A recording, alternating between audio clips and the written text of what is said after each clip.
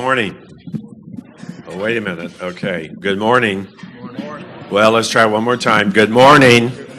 Okay, then we're ready. You know, I was very pleased to see the room so full of people at this early hour, but I think that's kind of part of our life. This is the kind of group that starts at 6 or 7 in the morning. We're here this morning to talk for about an hour about innovative partnerships. We don't do anything in the world without realizing that we have employer business partners, and that's really what it's all about. I attended a conference on the Commission on Higher Education this week in Indianapolis, and they were talking about careers in college.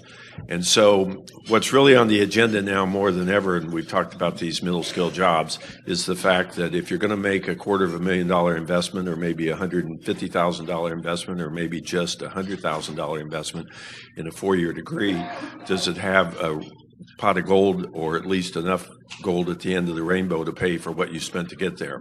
That's really never been an issue for what we do, because what we know is we're directly tied to the workforce needs.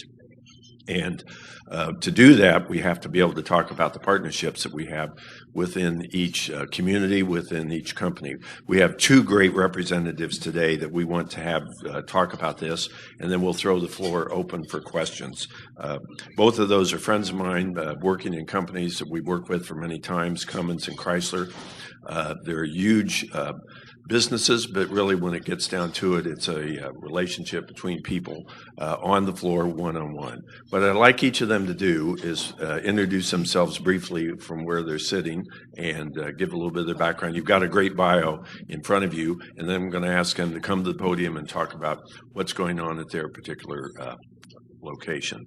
So with that, let's have Jim Woolf say a few words, and then Walt Miller. So, good morning. Glad to see everybody here. My name's Jim Woolf. I work with FCA, Fiat Chrysler Automobile. That's our new name. I've been with them only about 18 months, going on 2 years, but a retiree out of Purdue University, 35 years in education. My dad was a retired vocation or technical educator out of Ohio, as well as my mother. So I've been in education for a long, long time. This job with FCA has really been fascinating for me over the last 18 months. It's re-energized, my life and what my outlook on life. The main reason is now I think that we have an opportunity, and I'll talk more about it later, to offer opportunities for young people in central Indiana, which is basically a very rural part of the state. And we'll talk more a little bit about the operations of Chrysler Transmission and Casting Division in central Indiana. But and I'll tell you more about our program that we're doing with Ivy Tech in our schools. But it's an honor to be here, and I applaud you for taking time out of your busy schedules, and applaud you for the work you're doing back in your home states, because I think technical education, after being in a university like Purdue for 30-some years, technical education is something this country really needs to grab hold of real tight and be serious about. Thank you, Jim. Walt Miller. Good morning. My name's Walt Miller. I'm the Operational Excellence Coach at Cummins in Columbus, Indiana. I'm retired Navy. Been in manufacturing now for over 22 years, starting out at Delco Remy, and then progressing all the way as being a plant manager, general manager, and now as a coach and teach.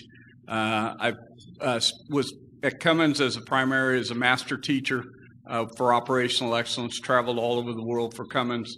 Now I've primarily come back to Indiana, which is home, and trying to really create a world-class manufacturing site. I've seen a lot of manufacturers, out there, not only in Cummins, but multiple of other places that asked me to come and see. And the part that we want to talk about today is a major gap in what we see in trying to get the whole plant working together as a one team. and we'll identify those gaps in the presentation. But it is one thing that everybody struggles with, and it's one thing that, our group effort with Ivy Tech has helped us close that gap. Very good. And so one of the things that we may want to address, and that is both organizations that they work with have union representation. And so the partnership with the union, it varies by company, is a critical part of this, and they'll speak to that. So let's begin with Jim Wolf. Well, like I said, about 18 months ago, I was approached by some management people at Chrysler in central Indiana that I knew, and they came to me, or we had breakfast one morning, and they said, Jim, we have a problem not only with Chrysler but in advanced manufacturing, and we would like for you to at least look at it and try to see if you can help solve it here in central Indiana. Let me get back. Central Indiana is the home of 5 Chrysler FCA facilities. One is a casting facility, and we cast everything from small parts all the way up to the blocks. In fact, we're doing the Ferrari engine block and shipping it over to Italy. So that happens right here in Indiana. And then in our other 4 plants, we either production or assemble transmissions for all Jeep, Dodge, Ram, and Chrysler products. So any transmission in one of those vehicles is manufactured right here in central Indiana, and then we ship them worldwide. One of our good partners here, Cummins, and any of you driving a Ram pickup truck with a Cummins diesel engine in it right there, we've combined, and they come right here out of Indiana. And the engine from Columbus and the transmission from Kokomo area.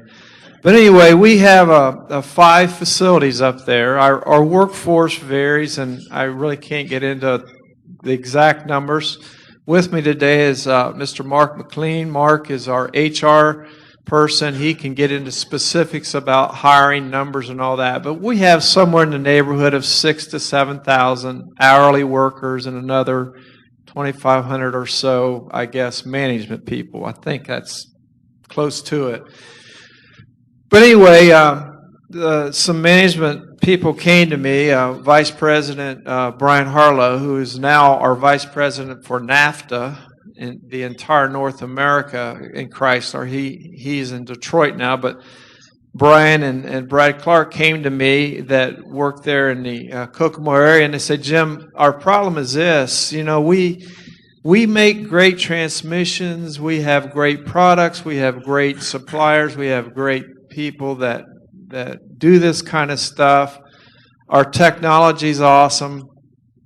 And I'm thinking, yeah, right. I've never been in a factory before. I was an ag guy and teacher and all that. So, yeah, I'm sure your technology is awesome. I've heard a lot about your dirty, dark, dungy factories.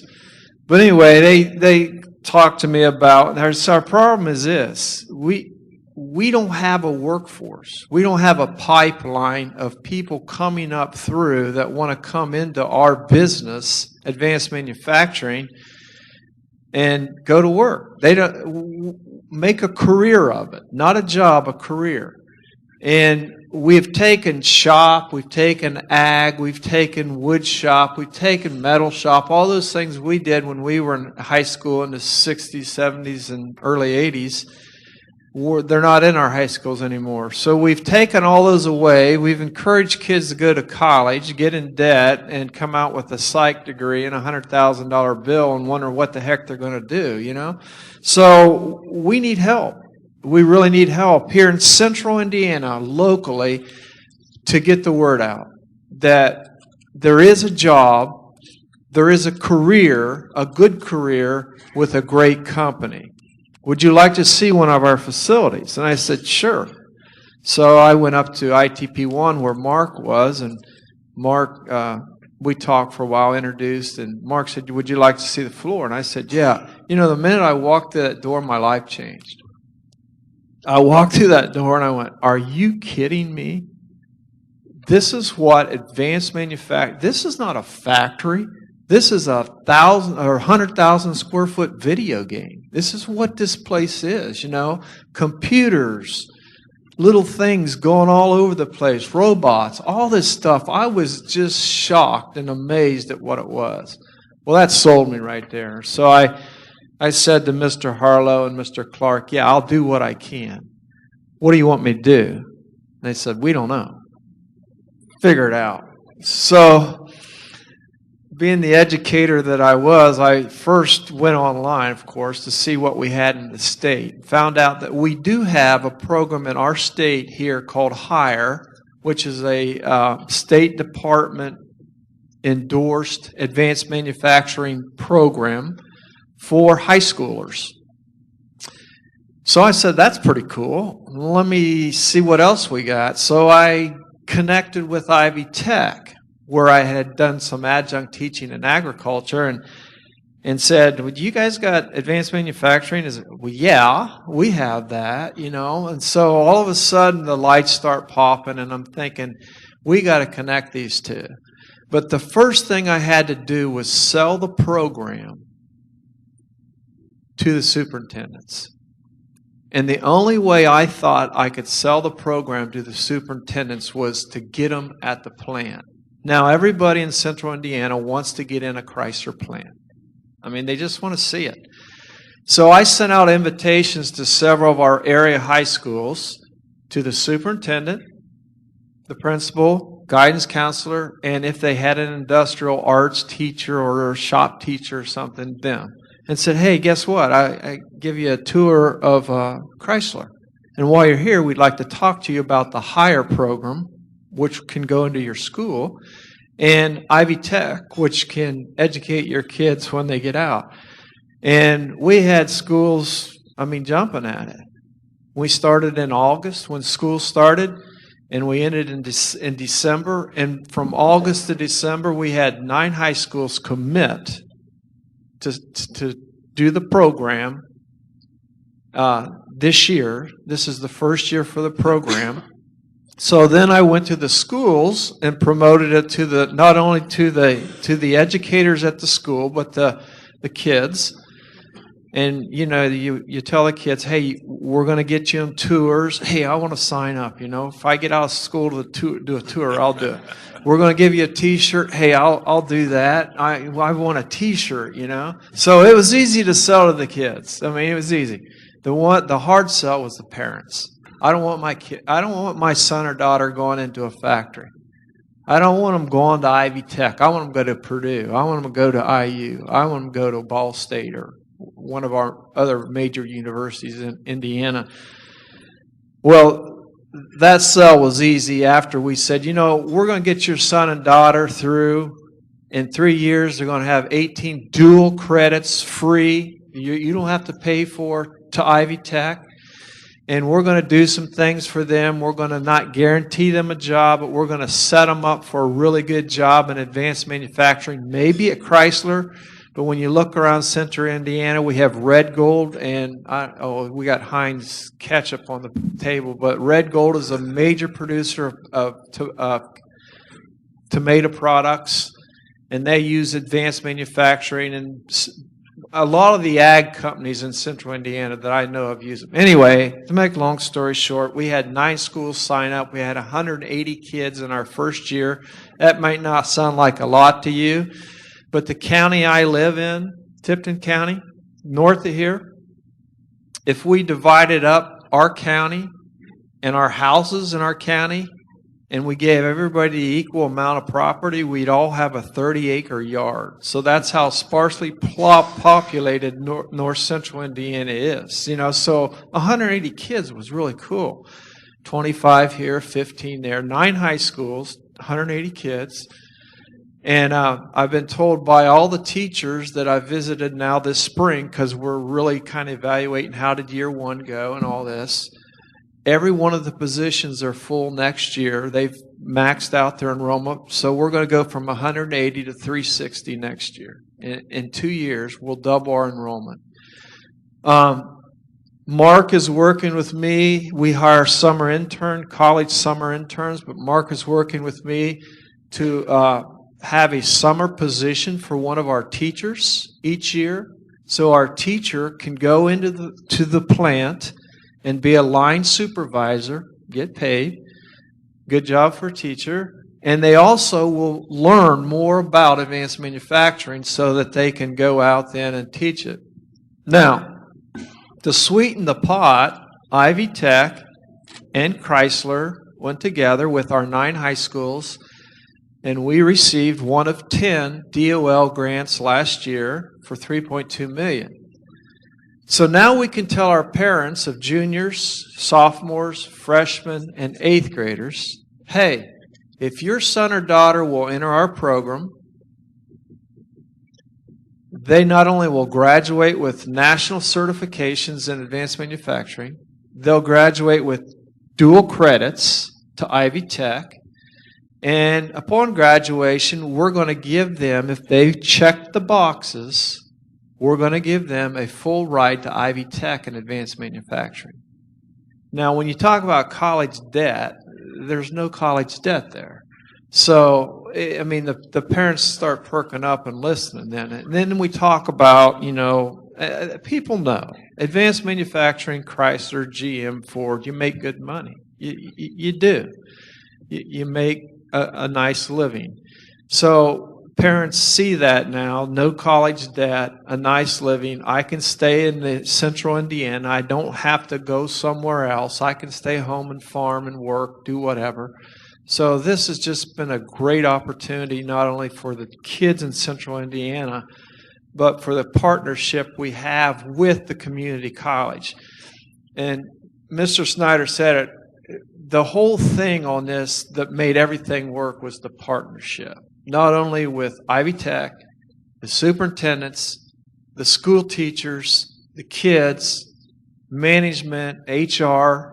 Everybody has seen this as a problem, come together, and we're working together. We're not fighting against each other. We're working together to solve this problem. So we're really excited about it. Again, we're not guaranteeing kids as soon as they come out of this program a job at Chrysler. We're not guaranteeing that. But they get in our plants and they see them. And they see what it is. They see that it's so clean you could eat off the floor, literally. It's good work. It's not making parts, but solving problems. So they see all that kind of stuff, and they're excited about it. So we're setting them up not only for a job with us, but a job in any advanced manufacturing facility in Indiana. If you look at our map, we are the number 2 state in the nation when it comes to advanced manufacturing in the automobile industry. I guess you can all guess what number 1 is, Michigan. But we're number 2, and we have all 6 OEMs right here in this state. Toyota, Chrysler, down the line, Ford, GM, SIA, they're all right here in the state.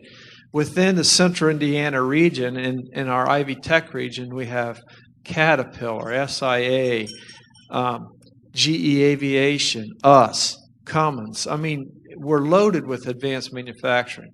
So these young people are going to get a great education at low cost, and they're going to have an opportunity to go to one of these places and make a great living for their family and contribute back to society.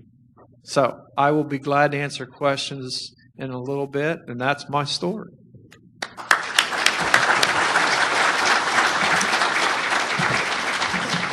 So Walt and I do go back a ways working at Delco Remy.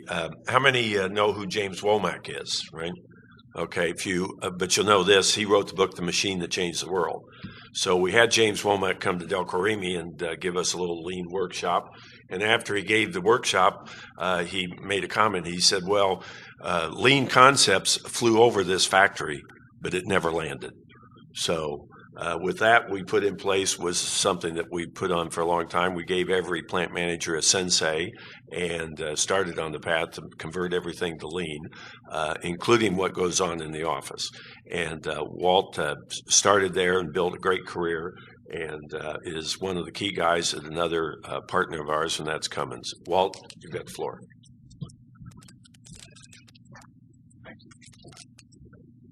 My name is Walt Miller, and I want to tell a story about Cummins. It's interesting because when I was younger and coming out of high school, we had options. We had the factory, we had college, military, farming. There were a lot of options. I remember graduating, my father came down, he grabbed me, and he said, okay, I'm going to take you down to HR, and we're going to get you a job down here in Delco Remy. And I remember telling him, I don't want to do that, Dad. I said, you hate it. I said, it's a constant grind for you. Why would I want to go do something like that? And so I went off and joined the United States Navy and spent a career there. As I came back, Delco Remy with Bryce Odom and went out and was recruiting military retirees. And I was fortunate to be one of those that was asked to join the team.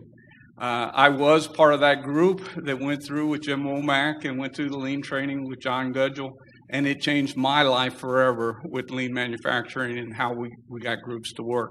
So my story is a lot about this challenge that we had at the Cummins Mid-Range Engine Plant. How do we develop a different culture? And it started in 2010. We had a brand new plant manager. At that time, I was the master trainer for Cummins. I was traveling all over the world teaching Six Sigma and lean manufacturing in plants. And Wayne had come up and said he was an ex-Toyota general manager and said, I want to create something different here in southern Indiana. And I want to have team leaders that are offline, not working. And typically at Cummins, our team leaders have jobs on the floor. And so traditionally, you run union rosters for overtime and not really some technical stuff, more administrative stuff for the team, making sure the overtime is balanced. Wayne wanted to embark on something totally different. He wanted a Toyota model. And so as he talked, he said his vision of what he wanted to see. And he talked to his staff, and he recruited a gentleman, Ken Rogowski, and myself. Ken was at the engine business unit trainer, and I was the global trainer, and he asked us to come in and embark on a different journey. He had a lot of headwind because at that time we were, again, it was something new, pulling people off the line, and now primarily, supporting the line. We hadn't done that at Cummins for the most part. Most part, they were on the line, running the machine, running the assembly process, but they weren't offline like a Toyota being part of the continuous improvement process. And so Wayne wanted to embark on this process. Hopefully I'm speaking loud enough when I can walk around. I want to make sure that I get his key concepts. Quickly, the plant moved from a traditional way of managing. Wayne also saw the vision. How do I get managers to be different? How do I get operators to be different? How do I get team leaders to be different? But he was also battling the upwind. He was getting senior management says, we don't like that. We don't do that. We don't understand that. We have a typical way. We built the best diesel engine in the world. Why do we want to change? So this was his vision of what he saw as a team leader. And he brought his staff together and said, I've got two gentlemen I'm going to bring in as the teachers. And here is my vision of what I would like to see. Okay? A lot of this is a typical Toyota-type mindset. This is in our Cummins practice, our basic principles, COS Practice 7. Developing the right environment, driving continuous improvement, so it fit within our business model. Okay. There were three elements that must come together: education, on-the-job training, and daily process. So as a group, we came together, and his staff, his leadership, brought us in together and said, these are the key things that we're going to need in order to make this happen. Okay. The next step was to get our group to come on board and identify key things that we needed to train these team leaders. But quickly, as we came on board, Ken and my strength is continuous improvement, problem solving, Six Sigma, lean skills. But as we started having a conversation, we quickly noticed there was a big gap, and that was the soft skills. And we said, team leaders have to be able to communicate. Team leaders have to be able, when there's a conflict, You have to be able to, how do you negotiate, conflicts so that there aren't, big major issues. The union now got involved and said, "Wait, where are you guys going? We're not management. This is a totally new ballgame." So Wayne was battling all these different fronts as he began to put this program together. The plant staff came and said, "Hey, this is what we see. Our guys aren't used to being what you want them to be. They're primarily administrators. They run the machines. They give bathroom breaks. They give smoke breaks. You're wanting to take them in a totally different, area. Team leaders are not equipped to handle issues on the line." The union was coming back and saying, "We do not want you to make our members management." So we had a lot of these conflicts going back and forth. Team leaders had not had any kind of formal education in a number of years. At our plant, we have an older age group on our first shift, and most of them had been out of school for about 15, 20 years. And so these were the challenges that the plant staff gave us and said, "This thing won't work, Wayne, these are all the uphill battles you have to fight." So as a group, we came together and we wanted to find a partner. And our partner, we contacted some of the local universities, and what we chose was Ivy Tech. Ivy Tech brought to us a different way of looking at things. Number one, their staff was very supportive. They came to our plant. They talked about curriculums. They even went one step further in the fact that our plant, we had a lot of senior leadership in our plant, and they hadn't been in school in a long time. And so they said, "Well, how do we know?" And I remember Cassandra, Liz, and Rhonda, and Sue, they brought the instructors to our plant. And so what we did was the instructors gave the training to our plant staff for a period of, I think it was about 2 months, little snippets of the training so that we could get an idea if that was going to work. So we started tailoring this and working together as partners and making sure that we were covering all the bases. And we just thought that was outstanding, that someone would be a partner with us and help us to develop this vision of what we wanted to get to. This was the curriculum that we finally came to an agreement upon, and it's a 4-week class, and we put team leaders, which are our hourly associates, and we put frontline supervisors together. So we want to take them out of a combatant attitude, and we want to bring them and mold them together as a team, a quarterback, running back, a point guard, a center. We want that team atmosphere to develop at this level, and these are the classes that we generate. It's kind of small here, but to outline that, we sprinkled lean classes in, problem solving, understanding ways, mixed in with soft skills, understanding DISC, understanding conflict negotiation, understanding how to run a proper meeting. All the soft skills that we had forgotten over time that the university was Ivy Tech was really keen in teaching. We combined those two things together, and we kind of called it peanut butter and chocolate, and we just thought that was an awesome combination. And so now we've been running this program for about 3 years in our plant, and I always tell people that the results are in the pudding. We don't do a lot of things just to do things. I see a lot of people that do lean type things just to do them and don't really see the benefit. But I will tell you, after 3 years, we have the best quality of any Cummins plant, and we're on the line to be really close with the Toyotas and Hondas in the world. We haven't had a manufacturing defect in our plant in over 7 months. We have probably one of the best plants in cost. We make more money than we made a boatload of money. Okay?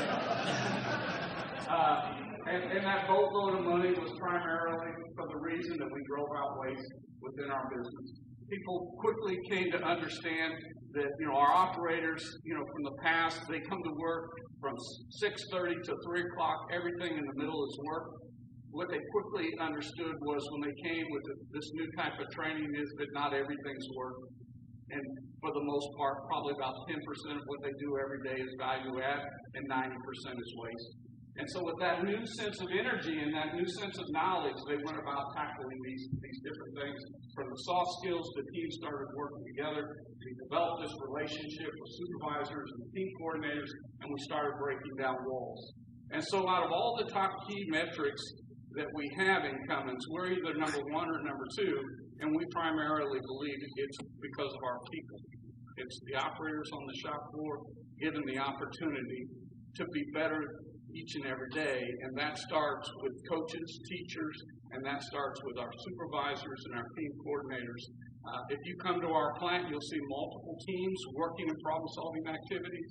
You'll see multiple teams working on Kaizen events, and this is a day in, day out grind for us.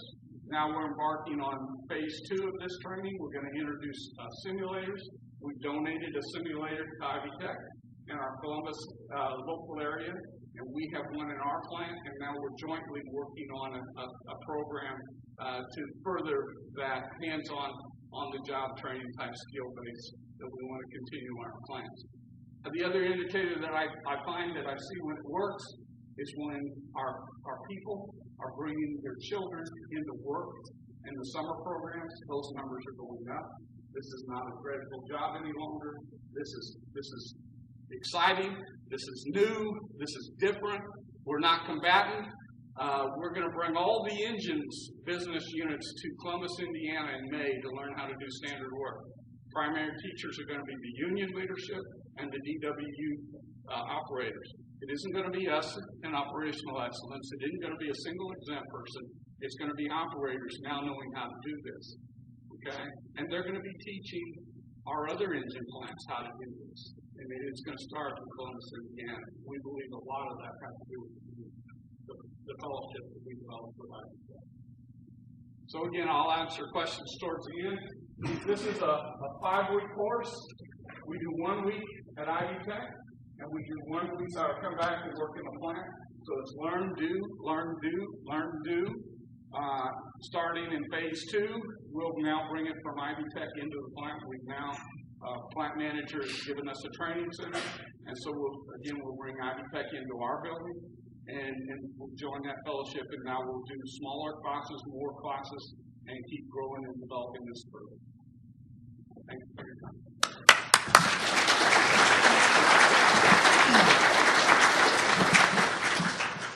Okay, 2 great stories. That's good. I'm going to move to questions. Let me make a couple of comments. You heard, 2 issues are facing the companies that you work with. One is, I don't know what the magic number is, but I'm thinking it's like half the workforce is like 48 or older, and that mark gets pretty close to that. And you can say that about every one of your business partners.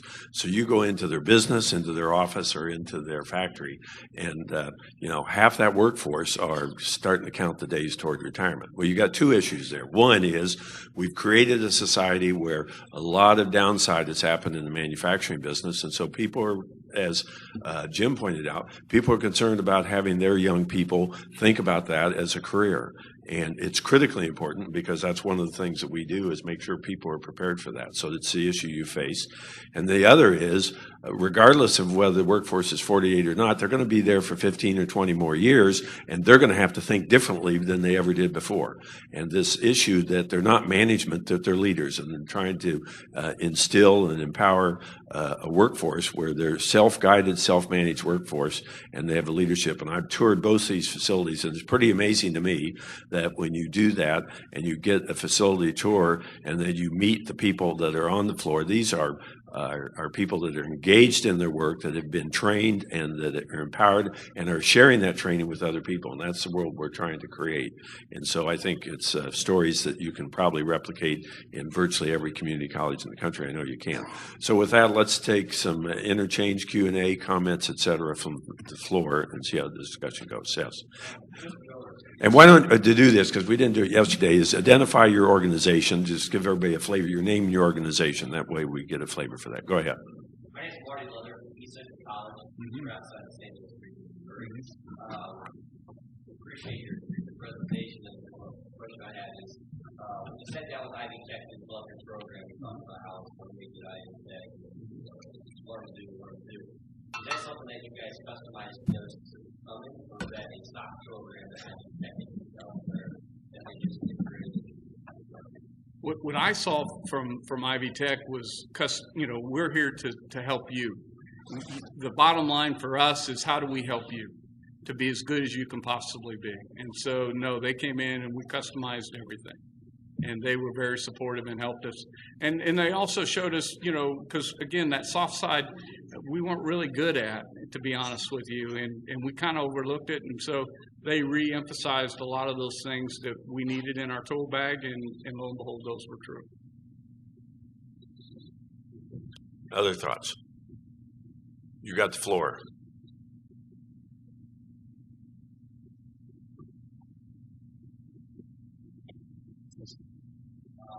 Jeff Leonard from Dunley College, Minneapolis. What was your ability to give people the time off? Because five on, but I don't know if it was the time of the day, the schedule. Yeah. Again, it was all return on investment. So to begin with, it was a little difficult. We had small classes, you know, that went over maybe 2 supervisors, 5 team leaders. But quickly we found when those guys came back, they multiplied.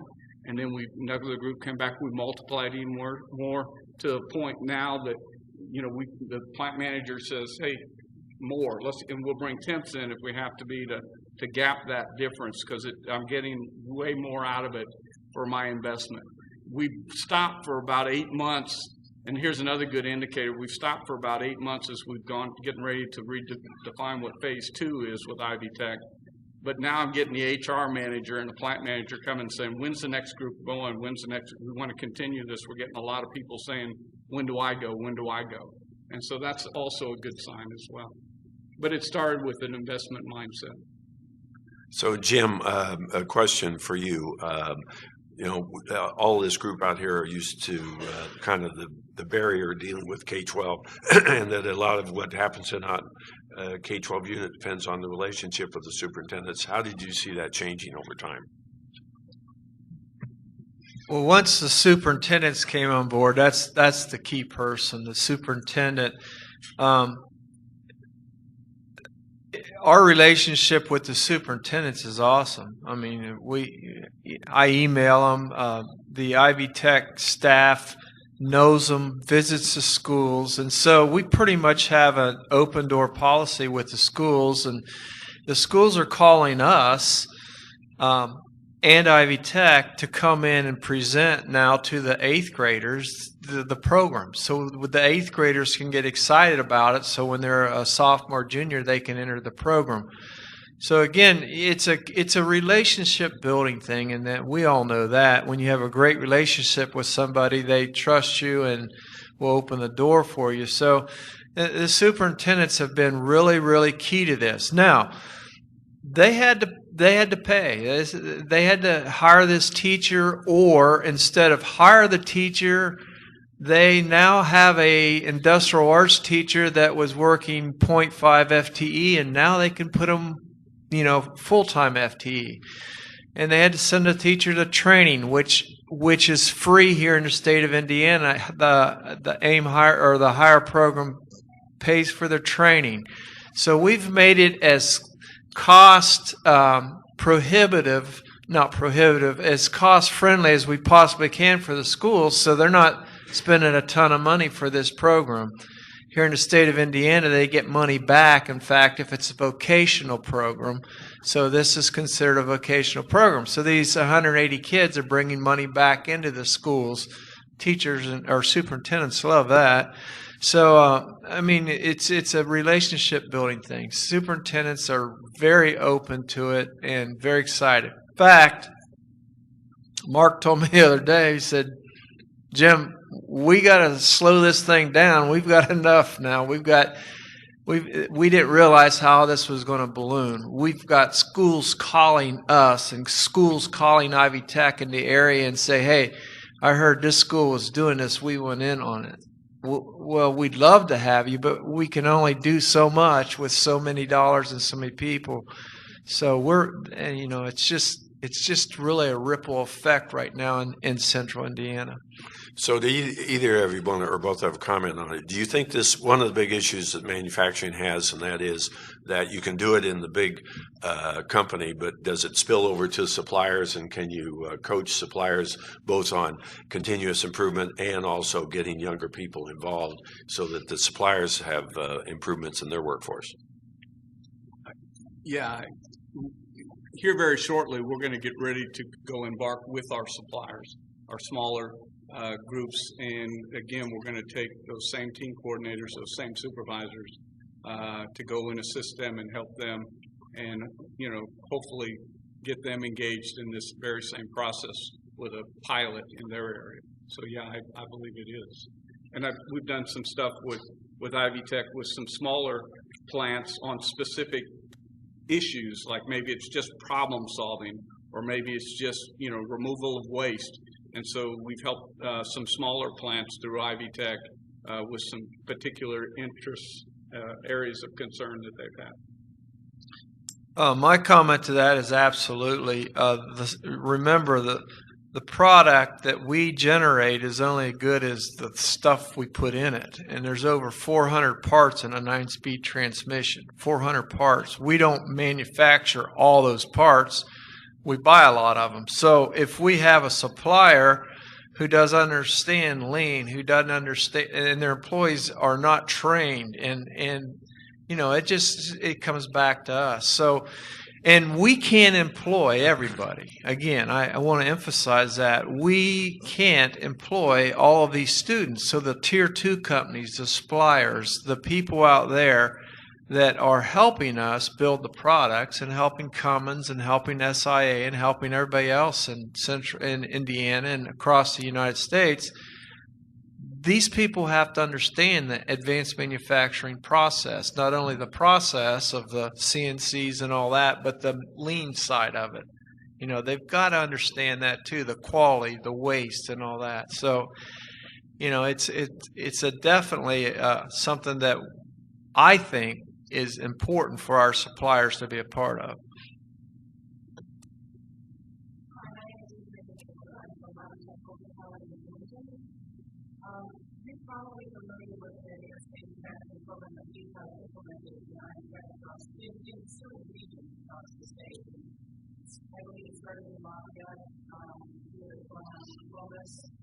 And we're starting to get it off the ground and looking at it. And it's similar to hire, except our hiring is people who are unemployed or underemployed. So the training leads to 4 certifications in CPT, MSSC, CPT, certified production technician.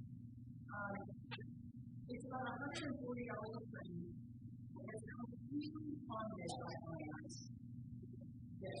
And I want to say that when I travel, when I go out and visit industries, what I hear over and over and over and over again is we can't find people to show up on time, show up, the second day, show up on time, and get communication skills, that's frustrating, right? That's what we do. So we know the problem that we think meets those needs, because we have to show up on time. They can't miss what we try to do with the program. It's completely funded by grants. It's also workers engagement. We want to work on soft skills components. And it's not a great program. So we cannot get people to get involved. And we started out this class with 30 applicants and ended up 6 in the class. And we cannot get people to, I don't know what was going on.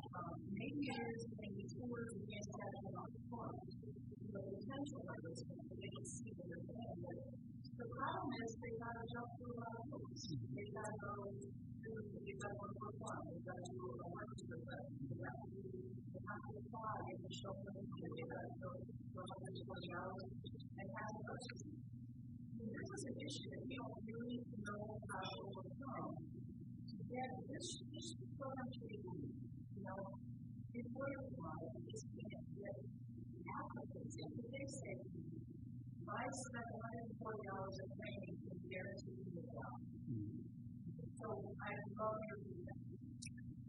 It's interesting. I visited and talked with students yesterday at we call it the Excel Center in Kokomo, that basically is underemployed, unemployed adults going back to get their GED, working in a specific area. One of them is advanced manufacturing. They have a course up there.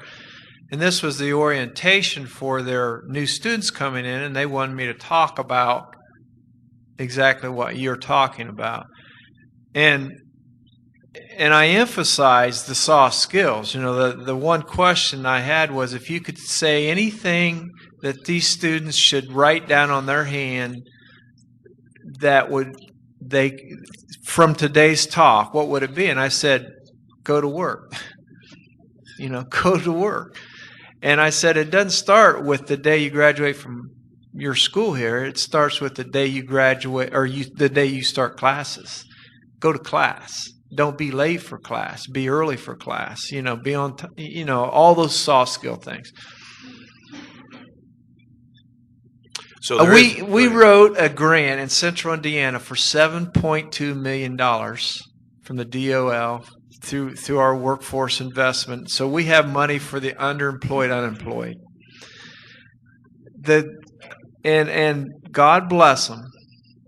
And I want people to get a step up on life, and I'll do anything and everything I can for underemployed and unemployed. But the ones that I find most excited about it are those teens that are looking for a career. And this is not a job in advanced manufacturing. We have a career. They can go get an associate degree. They can go on and get a bachelor's degree from the associate degree, So they have a whole career pathway that they can look at. They get excited about it. When I talk with adults, I get the same feedback. And I don't want to stereotype these adults that are in these situations. Some of them are there because of bad luck, and we've all had bad luck. But what excites me is these young people. And my focus and my energy is on the youth of Central Indiana. I will do anything for underemployed, unemployed. And I work with Work One. We work with Work One to do that. Mark works with Work One to get OJTs in and stuff like that. But I have to ask myself, there's a reason for underemployed, unemployed. What is that reason? And when we get to the high schoolers, the one thing we say, hey, this isn't a gimme program. This isn't a welfare. We're not giving you an associate degree pass. Go to associate degree free pass, Ivy Tech. You have to check boxes. The first box is attendance. We're going to look at your attendance through high school.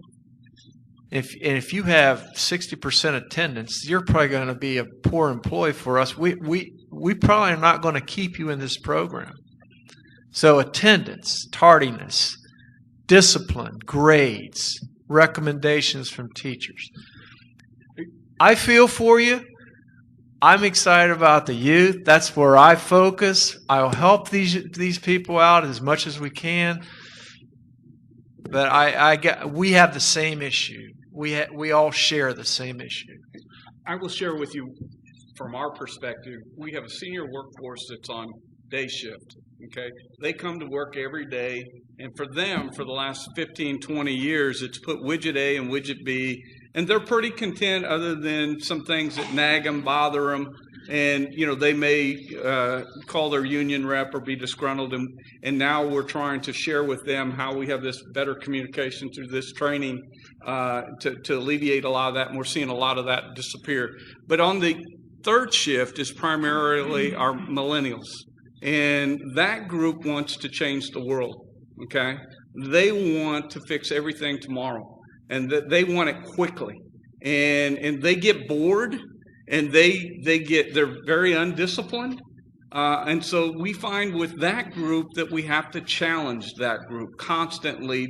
And Uno said it early on in Toyota is the best workforce is a workforce that comes to work every day and not only works, but is challenged to think. And so we find that when we challenge our millennials to think and to improve, that they come back to work and eager to be on time, to do a good job, because they're finding fulfillment in the job now through this process. Okay? Whereas before, they'd say, all I do is put widget A and widget B. I do that A. I'm not going to fix world hunger. I'm not going to change the world. I'm not going to be what I want to be. I will also say that we're hiring a lot of our new supervisors. We're hiring through this IV Tech supervision team coordinator training, so they see a path to success as well. So engagement, a path. I don't know your group, but we did see that early on in our third shift with our young folks, where they just weren't staying that long. But now we're starting to see some cement there. We're starting to see some people get more engaged and providing value. So that's just our thing, that what we saw. So other comments from the floor. There is an elephant in the room that I've seen in my experience with the community college, and that is everything we do is like 60-40 women versus men. And it's not just the issue that we're breaking the glass ceiling. It's that men of all ages are not persisting in the same way that they did years ago, and it doesn't really matter the demographics. So that's something that's facing us, but particularly all of us that are in technical education, because a lot of these jobs are male-oriented. They're typically jobs that men would aspire to, but the men still are sitting on the bench or on the sidelines. So that's another issue. Other comments, questions? I guess the comment to that too is to people from other machinery that are around the office and part of the but I think to your point too, one of the issues that we're running into with talking about males and females, the family sizes are much smaller now than they have been in the past. And we're in a leading industry as well as heavy. But, now you have someone who goes back and works on the farm as opposed to having maybe two sons in the family, one works on the farm and one goes to the machines. So, we're competing with family farm. In a lot of cases, the other comment I wanted to make was talking about millennials and boomers, and I just have been doing some training actually on generation workers. In 2015, they're actually predicting that millennials will outnumber boomers in the workplace. About where we have 1,050 employees, right now 4 to 6% of our workforce is so back to Walter's point in talking about engaging them, they're also much more challenging to retain, as opposed to when we're looking for companies, stay with the company to be retired, whether or not they ever got promoted. Now we're looking for the long in their first year they're on. So, I think it's important that we're talking about what are we doing to keep them engaged and keep them happy. And so much of the soft skills training, I think, starts at the top and then trickles down. And I think we need to really start focusing some of that in this younger group. They come with a mechanical aptitude, technical skills, but I can't train them in integrity. I can't train them on honesty. That's a set of skills that they need to come to us with, but we can start with some of that soft skills training, I think, earlier as opposed to just our leaders. I think that's important too. Good point. Excellent point. Other comments? Good morning. Thank you. My name is Paul Young. I'm with the Northern Wyoming Community College District. I want to just let Jim know that as sparsely populated as North Central Indiana is, I'll show you in the middle of nowhere. Yeah, I've driven through it. I've been there. This question may actually be for you, Tom, but before I do that, on this last interesting dialogue, the other elephant in the room is that 50% of all four-year college graduates will be underemployed. So the time to take people to the plant is when they're in middle school, I think, and save all that wasted energy and disappointment. Otherwise, we're going to be recruiting them at convenience. Yeah, we're and Mark was key to this. We've opened our plants. We've had fourth graders in, and when they come in, it's not a tour. I mean, it's a tour. We don't let them do anything with any of the stuff. But it's things like giving them a stopwatch and saying, "Okay, watch this transmission go from this station to that station, and time how long it takes." And then tell me how many transmissions we should be producing per hour if it takes 47 seconds. So we have them doing a little math problems. We have them doing, I know teachers, one teacher said, okay, you're going to Chrysler tomorrow. I want everybody to dress up. And these little fourth graders came in with ties and suits. It's like a job interview, So we're teaching soft skills there to them. Mm-hmm. And it's very exciting to have them come in and get really, really excited about seeing these robotics and seeing people do these things and then timing it and trying to figure this stuff out. So we're trying to engage down into the elementary school. We have a really good video we did for elementary teachers that we will pass out to them. And so you're exactly right. You don't get them as juniors and seniors. I mean, their mind's made up usually by then. It's this 4th, 5th, 6th, 7th, and 8th graders. Well, I think the quote I've written down, because I haven't used it, and that is, it's not a factory, it's a video game. And now not all of the factories are going to be like that, but many, many are. So that's something you can all take away with you. And don't forget to quote Jim Woolf when you do that. So other comments, other thoughts? Just one question. What kind of difference does this make, these initiatives, to what you're doing, to the Ivy Tech, what you're doing in terms of instructional programming, thinking about these changes, these different... Well, I think one thing, we made the comment that, we're always customized. Well, that's not really the way we always think. In other words, a lot of times we're in the college and we go in with our playbook and say, hey, let us tell you what you really need. Okay. And boy, that's not a good way to start the conversation. So we're learning that and saying, everybody's got their own characteristics. You can see at Cummins and Chrysler, they had distinctive issues that they were working on. And for heaven's sakes, our job is to be good listeners.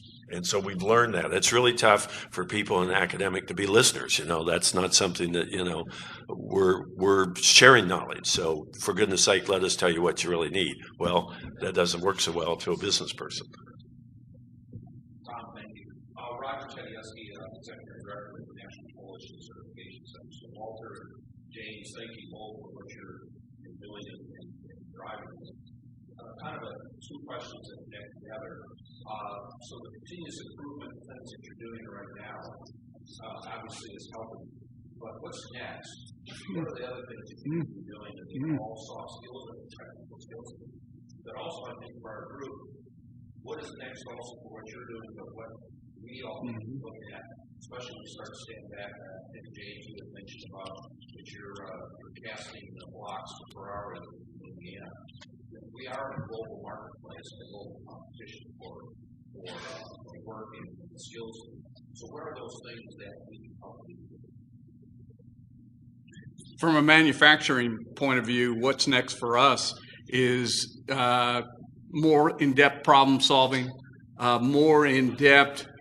We've got operators now that we're videotaping processes, and they're going in and they're breaking down processes step by step by step. We've got quality issues that we've got on the line, and we've got operators now that are going all the way back to the design phase, looking at blueprints, and getting more deeper and deeper and deeper into the manufacturing process. The manufacturing process for us is we're going to be challenged in the fact that we're not going to have a lot of exempts in manufacturing sites supporting people on the floor like we've had in the past because of costs. And so we've got to develop those 560 or 600 people to be further, more knowledgeable in current processes, in continuous improvement, in research and development. We've got teams that are with our VPI group that says, hey, I've got a quality problem here. It's a process-related issue. Let's work together and design that process out. We know that we've got cycle time issues. Let's design those out. So it's now getting into those industrial engineering skills. It's getting into those mechanical skills, and it's constantly improving the problem-solving skills. We're not very good at problem-solving. Contrary to popular belief, we've got to get a better discipline in those. So those are the things that I would say in our plant are what's next. Jim, I'm going to give you the last word. I'm going to go back to. I mean, we all know this. We do a great job in advanced manufacturing and training. We can train individuals to do the job We can train lean. We can train that. We cannot train soft skills. We can't train that. And it starts early, and it doesn't start as an adult learner. It starts early, and that's why I think getting into the high schools, and we have great high school teachers doing our Aim Higher program, encouraging attendance, encouraging teamwork, encouraging giving presentations, all those soft skills young, and then when they get to our tours, they see it. They see what these people are doing. And the other thing I think we need to encourage very much in these young people is when you graduate and walk across the stage at your high school or Ivy Tech, you're just beginning your learning. You're a lifelong learner. And when you come to our facility, it's learning, it's training. And you probably won't stay in that job for more than 18 months to 2 years before you're moved on. Lifelong learning. So soft skills, lifelong learning will teach you the other things once you get there. I'll tell this story real quick, Tom. I was at an event. A guidance counselor walked up to me. Now, again, this is our first year in the program, and it's only been like 9 months in the program. He said, see that young man over there? And I said, yeah. I said, what about him? He said, he's a good kid, from kid, all that stuff. C.D. student. Come when he want to, poor attendance. Not bad, just, he got into this program. He hadn't missed a day of school, and he's now an AB student. He cannot wait to go to class because he now knows that math class and the advanced manufacturing class coincide. He now sees it. He sees a future. He's excited about education. That, to me, is the story in a nutshell. When you get a young man like that or a young lady to turn their life around in 6 months and get excited about their life, that's great. So we have this program that's all online that can be done face-to-face called MPro, and I think what I'll suggest is Sue or Verl send out a link to this so you can see what it is, because it's really nicely adapted to a CTE. So with that, we're out of time. You can really thank our panelists by going out and buying a Dodge Ram with a Cummins engine, okay? But until you do that, a round of applause. Thank you.